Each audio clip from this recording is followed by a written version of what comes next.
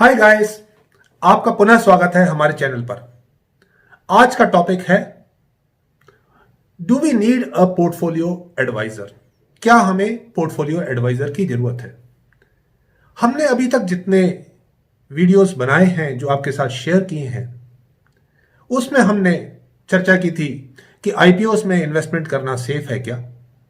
IPO insights के बारे में बात की थी, मिथ्स ऑफ स्टॉक मार्केट की बात की थी, how much and how to save for future, अपने फ्यूचर गोल्स को, फाइनेंशियल गोल्स को किस तरह से अचीव करें उसकी बात की थी, फाइनेंशियल प्लानिंग की बात की थी और पोर्टफोलियो मैनेजमेंट की बात की थी।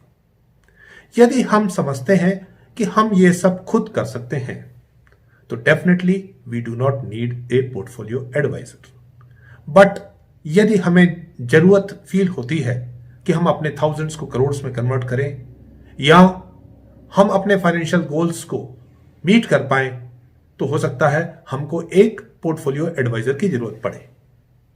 तो today we are going to discuss the need of a portfolio advisor. Today's topic is need a portfolio advisor. ये सब कौन है? इनको सबको आप एक ही नजर में पहचान जाएंगे।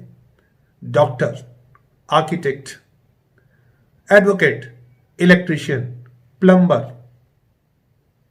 क्या ये सब काम हम स्वयं करते हैं? गूगल पे तो सब उपलब्ध है। आप अपने सिम्टम्स डालिए, हो सकता है दवाई भी आपको बता दे। तो क्या हम एक्सपर्ट्स को कंसल्ट नहीं करते?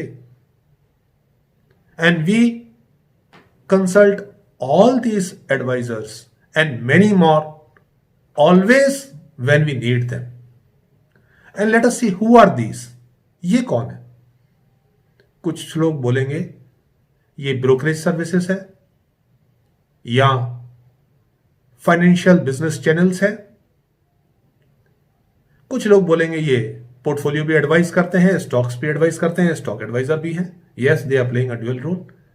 लेकिन इनको हम पहचान नहीं पाते क्योंकि आज भी पोर्टफोलियो एडवाइजर का रोल ऐसा रोल है जो कि हम किसी को देना नहीं चाहते। क्या पोर्टफोलियो एडवाइजर हमारी मदद कर सकता है? लेट अस सी। एक डॉक्टर का रोल क्या है और पोर्टफोलियो एडवाइजर का रोल क्या है। डॉक्टर का फोकस क्या रहता है? उसका फोकस रहता है पेशेंट की हेल्थ पर। पोर्टफोलियो का फोकस कहां रहेगा? पोर्टफोलियो की हेल्थ पर। डॉक्टर का गोल रहता है पेशेंट्स रिकवरी, पेशेंट स्वस्थ हो जाए, और पोर्टफोलियो का जो गोल रहता है वो रहता है रिटर्न ऑन इन्वेस्टमेंट्स। जो aids and tools doctor use करते हैं वो तो या तो जो सिम्टम्स हम बताते हैं या जो डायग्नोस्टिक टेस्ट वो करवाते हैं। जो भी टेस्ट कराएंगे, ब्लड टेस्ट हो सकते हैं, रेडियोलॉजी टेस्ट हो सकते हैं या कुछ और भी टेस्ट हो सकते हैं, उसके बेसिस पे वो एक निर्णय पे आते हैं। और जो पोर्टफोलियो एडवाइजर है वो हमारी कैसे हेल्प करता है? वो हमारे एसेट्स के, हमारे आज के एसेट्स क्या है, हमारी रिस्क प्रोफाइल क्या है, हमारे फ्यूचर गोल्स क्या है, इनको सबको देखते हुए हमको एडवाइस करता है। तो डॉक्टर का एडवाइस होता है ट्रीटमेंट। पोर्टफोलियो एडवाइस का रोल होता है टू एडवाइस ऑन इन्वेस्टमेंट्स, कि हमको कहां और कब इन्वेस्ट करना है। इनकी फ्रीक्वेंसी ऑफ एडवाइस डॉक्टर की तो नीड बेस्ड, जब हमें जरूरत है तब हम डॉक्टर के पास जाएंगे, स्वस्थ हो गए नहीं जाएंगे। पोर्टफोलियो एडवाइजर तो हमको एक पीरियोडिक विजिट करनी ही चाहिए और पीरियोडिकली उनके साथ चर्चा करनी चाहिए। मिड कोर्स करेक्शन क्या होता है? अगर ट्रीटमेंट रिस्पॉन्ड नहीं करता तो डॉक्टर क्या करता है? ट्रीटमेंट चेंज करता है या कुछ और टेस्ट कराएगा, फिर ट्रीटमेंट चेंज करेगा।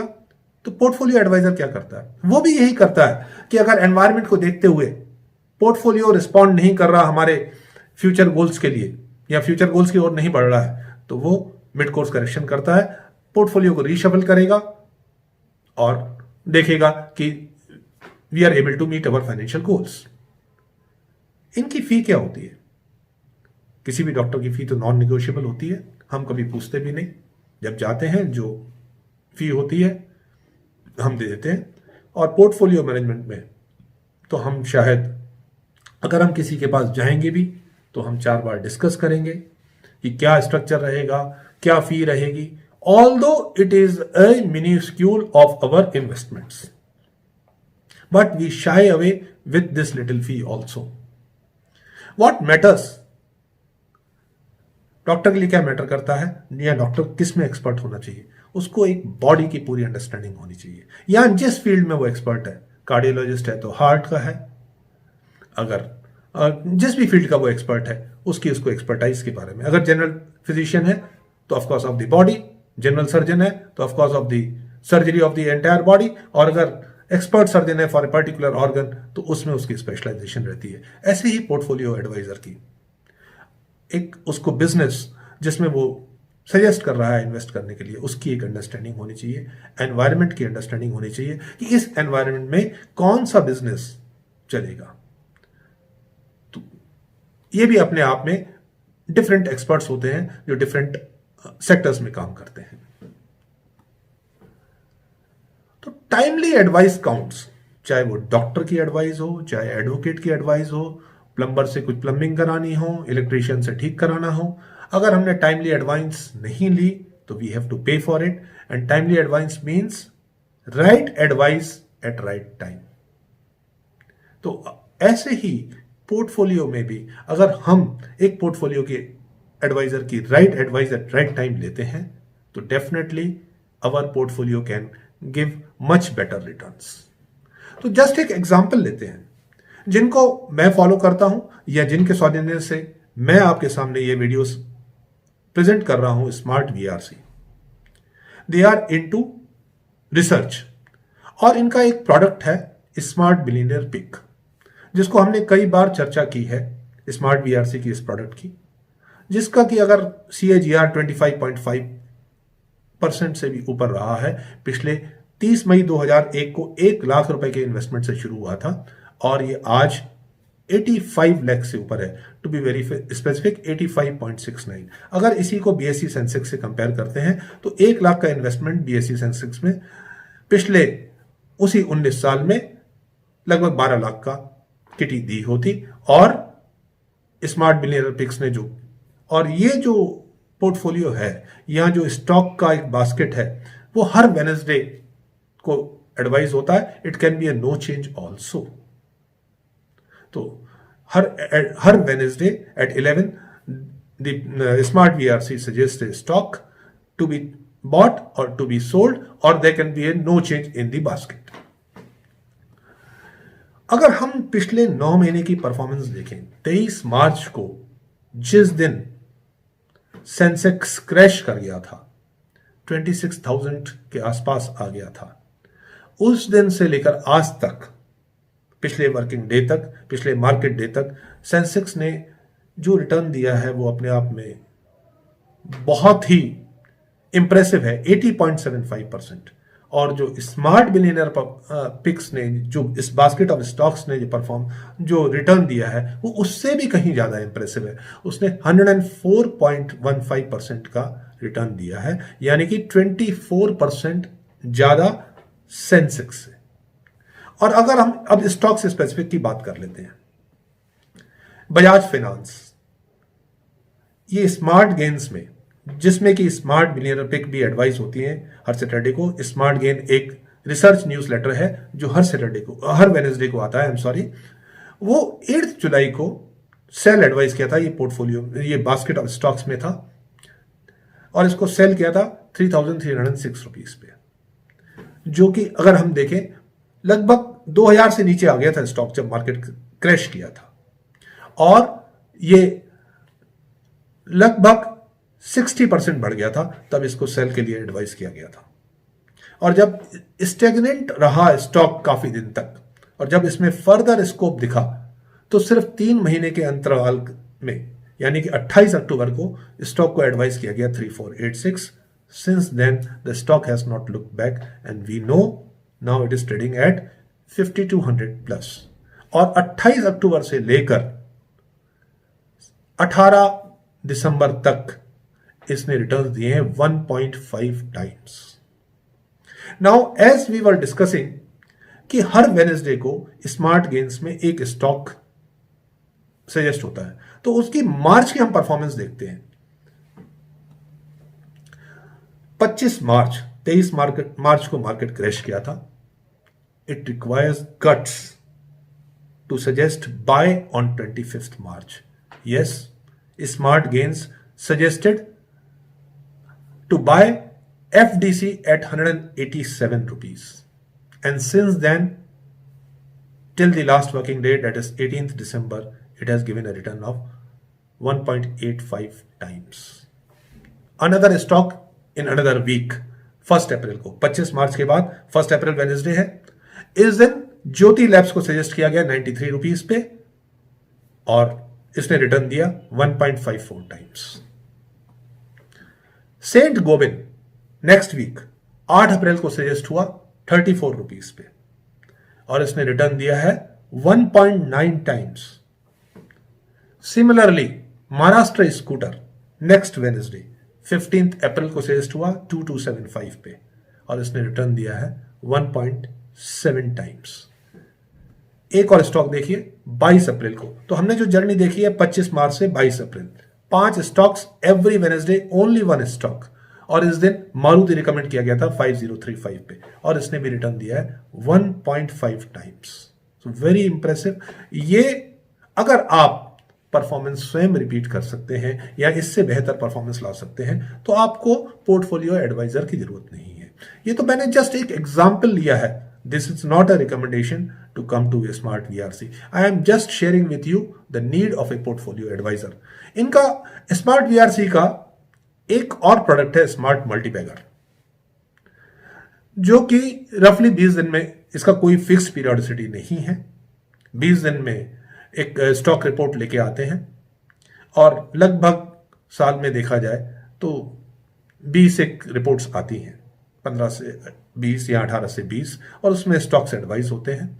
और 19 मार्च को जो रिपोर्ट आई थी व्हेन मार्केट वाज क्रैशिंग, उस दिन 3 स्टॉक रिकमेंड किए गए थे।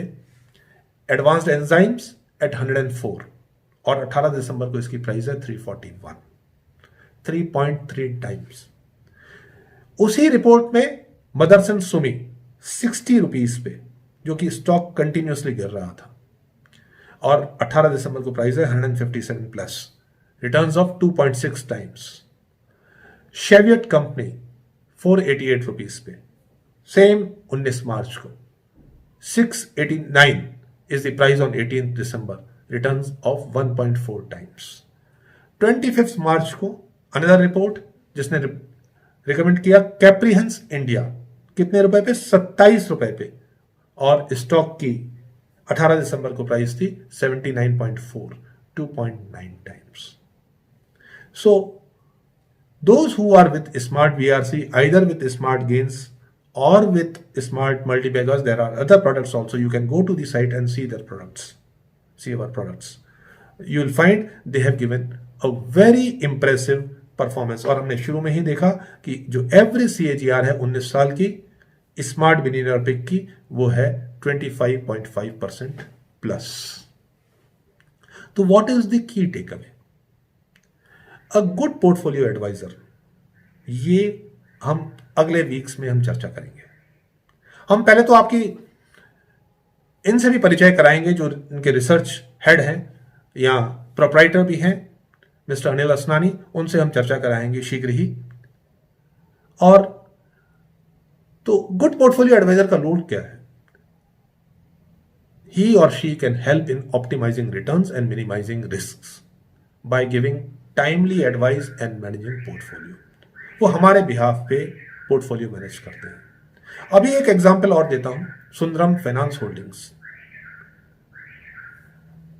अभी रिसेंटली रिकमेंड किया 57 रुपीज पे, नेक्स्ट डे ये 69 रुपीज, और immediately advice I to book profits within 1 day from 57 to 69 and the prompt advice came to book profits. तो अगर आप स्टॉक आइडेंटिफाई भी करते हैं, स्टॉक ऊपर भी जाता है, उसको मॉनिटर करना, उसकी परफॉर्मेंस को, उसकी कंपनी को मॉनिटर करना, उसके रिटर्न्स को मॉनिटर करना, अगर ये हम सब खुद कर सकते हैं, then we definitely don't need a portfolio adviser.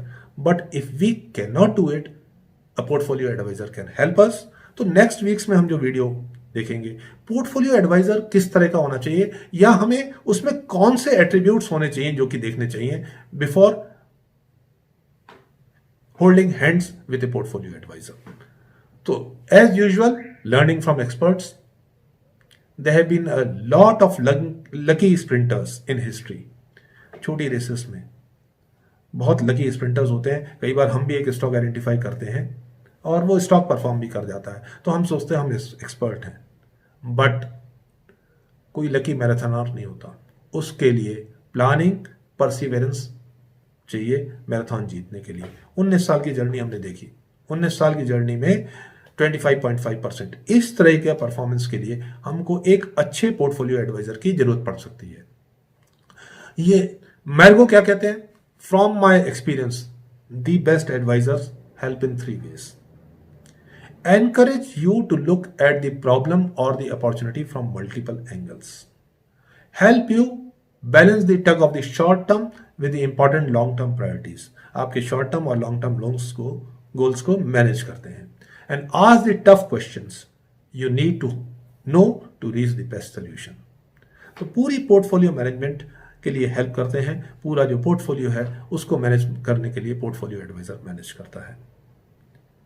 If we are an expert in all these, we can definitely manage the portfolio ourselves, or else otherwise we can take help of a good portfolio advisor. Who can be a good portfolio advisor? We'll see in the coming video.